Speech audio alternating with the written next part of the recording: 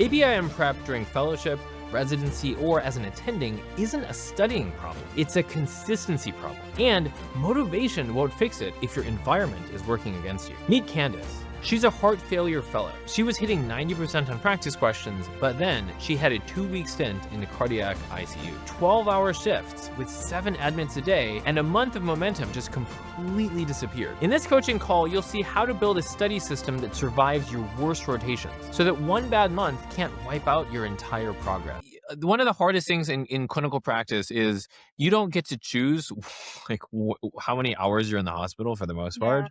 And so what you can choose is, do you want to study before you go in or after you come home? Yeah. And even though I am very much a night person, I still am much more effective if I can do my work before a 12-hour shift than after. Right. So Right. Okay. it's just, I don't know, especially for people that, aren't night people. So that would be huge. Also, living on the subway, Yeah. lines is huge. So I would do cards on the subway. Okay. So the reason why I lived in Oak Grove and I took the T because even though I was literally the farthest station, right? Oak Grove was the first one. I did it because I knew that it would force me to study every single day. Okay. Because Oh, when I'm wow. looking at your cards, and this is what happened to me at certain points, is that if I studied 20 cards, that means I was busy. But if I studied 0 cards, it just means that I just didn't study. Yeah. Right. Yeah. And so it's rare that you have 0 minutes to study. Right. Yeah. Right. It's so true. Yeah. And so the issue is okay, so let's just make sure that every day, if the only thing that you did was just study for, 20 minutes there and 20 minutes back, Yeah. that in and of itself, if you do the math, over 6 months or 5 months until your test, that would make a pretty massive difference. And I actually took the extreme step of not owning a smartphone throughout all of residency, Oh, wow. and I bought an iPod Touch so that I could do flashcards. I could download the Anki app on Yeah. it and do flashcards. I mean, you can do the same thing. Just take an old phone and just disconnect the SIM card. It's really easy to do. But just have that as your device, so it can use Wi-Fi. You can use Wi-Fi when you get in, you can use Wi-Fi when you get home, but then it'll force you to actually study, right? Because if I have an email on my phone, or in your case, what you can do, the thing I do now is, because I actually have a smartphone, is you can get an internet blocker, and then block distracting apps Right.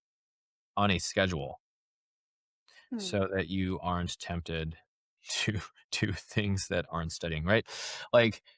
If I have my phone and my Kindle next to me, I'll use my phone. But if my phone is bricked, because I brick my phone every night at 8:30, so it's I can't use most of the distracting apps. Yeah. And so if I have a bricked phone and my Kindle, I'll just read.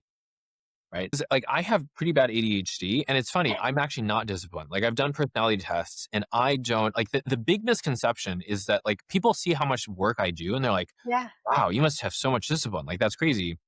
It's not. It's not discipline. It is environment engineering. Okay. So I will literally engineer my environment because I know that I'm weak.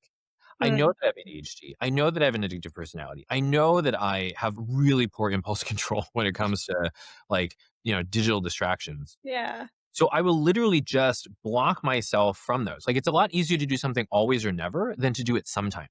If I Right. sometimes let myself at 8:30 watch Netflix, I will always watch Netflix, right? But Yeah. if I just block Netflix on my phone starting at 8:30, I will never watch it because it's not possible, Yeah. Yeah. right? Yeah. And so just take advantage of those little pieces of downtime. I would have lunch, and I would just do my cards at lunch, as a resident. I would just Yeah.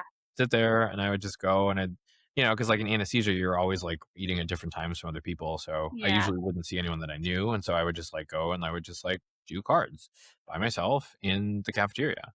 Or, whatever. Because my problem is we have a resident room, and then when I go in there and I do my cards, everyone is talking to me, and get so Mhm. distracted. So I think what I'll do is just eat like in the cafeteria so I could just be alone and do my thing. Yeah. If you're a medical student or a doctor preparing for either the USMLEs or COMLEX or one of your medical board exams, then be sure to sign up for our free 14-step program where we'll walk you through the most efficient ways for you to improve your score in a short period of time. And if you're interested in getting there faster, be sure to book a free call with our team where we'll break down what it is that's holding you back and, if it makes sense, explain how it is that we can help you to get there more efficiently.